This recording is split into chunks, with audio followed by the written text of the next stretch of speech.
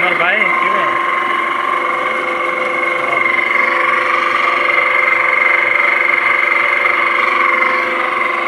भाई किवें लगा खड़ा है? ये सोलर जनाब लगे सिस्टम पूरा लगा खड़ा है जनाब। बाहरों तुहानू विखाने प्लेट स्लेटा ये मोटर जनाब चल रही है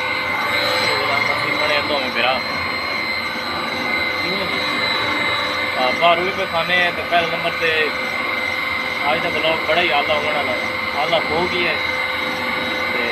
जिन्होंने सब्सक्राइब नहीं किया तो चैनल सब्सक्राइब कर लो। आमिर भाई पैप बटन ले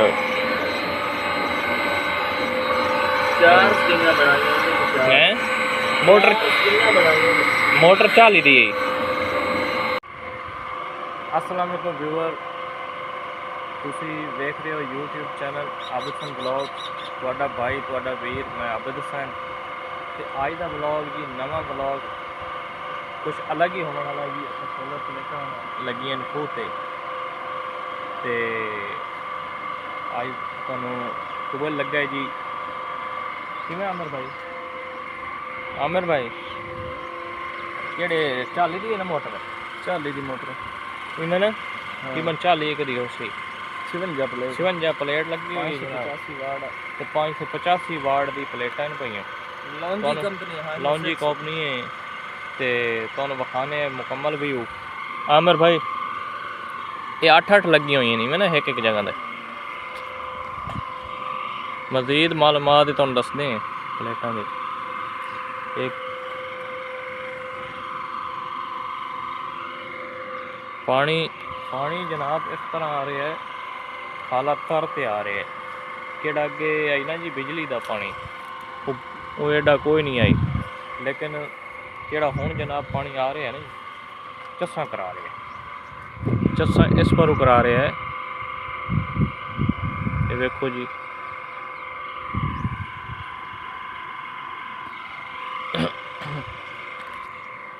आमिर भाई पानी किवें आ रहा है तुम समझ नहीं? बिजली नालों डबल पानी आ रहा है। तो मजीद तुहानू विखाने अगे चलते पानी कितना आ रहा है।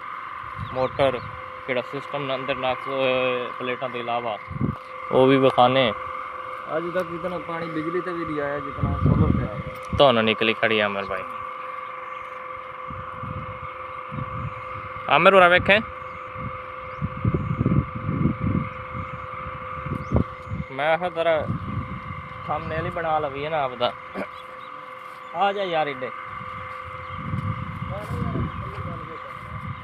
तसली नाल वेदा होने ना असा ही अपने व्यूवर नूं तसली नाल विखाईने। चल तो टूवल पहले भी तुसीं वेखियो ना केड़ा साडा शुरुआत ही एक वीडियो ना छोटा क्लिप लगा है। मुकम्मल वीडियो नूं वेखने ने कोई किवें पानी आ रहा है, पानी तुम समझ जाए। तो ये सिस्टम बहुत ही आला सिस्टम है। देख लो बिजली नालों भी ज़्यादा पानी दे रही है। 56 प्लेटा नाल 40 दी मोटर है। तो माशाल्लाह जी बड़ा आला टरपैन चल रहे। आमिर भाई वेख रहे ने जी, गौर करते बेकी ओदियां प्लेटा क्यों इतना पानी दे रही है नहीं मैं। वाह आमिर वाह, वेखो जी ये स्टैंड हैं सारे तुहानू व्यू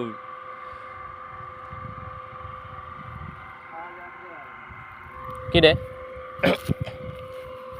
आ जा।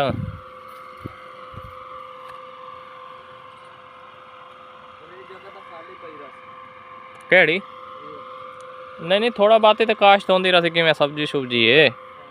सब्जी काश्त होंदी रही वो तो काम चलता ही रही ना जी। विथी तो है ना थोड़ी थोड़ी।